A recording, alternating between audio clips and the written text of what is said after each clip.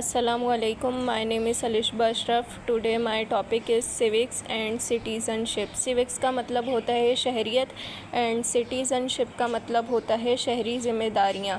شہریت اور شہری ذمہ داریاں ایک دوسرے سے جڑی ہوئی چیزیں ہیں لیکن یہ ایک جیسی نہیں ہے. شہریت کا مطلب ہوتا ہے کہ کوئی شخص ایک ملک کا قانونی شہری ہے جس کے کچھ خاص حقوق اور ذمہ داریاں ہوتی ہے. شہری ذمہ داریاں یعنی کہ سٹیزنشپ یا شہری حصہ داری کا مطلب ہے کہ انسان اپنے معاشرے یا کمیونٹی بھلائی کے لیے سرگرمی سے حصہ لے، جیسے کہ ووٹ دینا، قانون کی پابندی کرنا یا دوسروں کی مدد کرنا.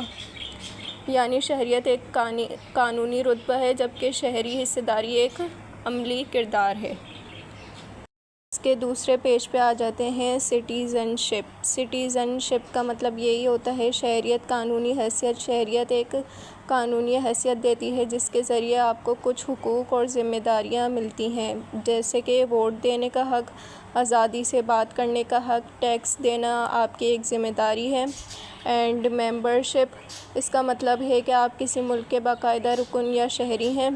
ایگزامپلز: کسی ملک میں پیدا ہونا، کسی اور ملک سے آ کر قانونی طریقے سے اس کا شہری بن جانا، نیچرلائز ہونا، یہ ہوتا ہے سٹیزنشپ.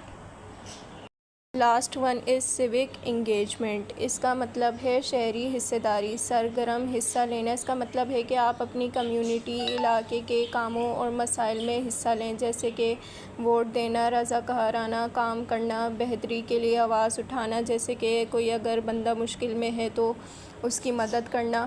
فرض اور ذمہ داری: اس میں شہری ہونے کے ناطے کچھ کام کرنا شامل ہے، جیسے کہ عدالتی فیصلہ سازی میں شامل ہونا، اسکول جانا، کسی کا ایڈمیشن کروانا، مقامی الیکشن میں ووٹ دینا، کمیونٹی گارڈن میں کام کرنا، اپنے علاقے کی دکانوں سے خریداری کر کے ان کی مدد کرنا.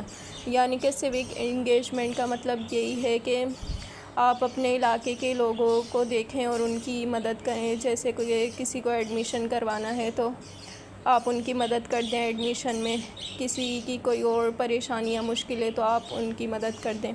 یہی ہوتا ہے سیوک انگیجمنٹ. آئی ہوپ آپ کو یہ کانسیپٹ سمجھ میں آ گیا ہوگا.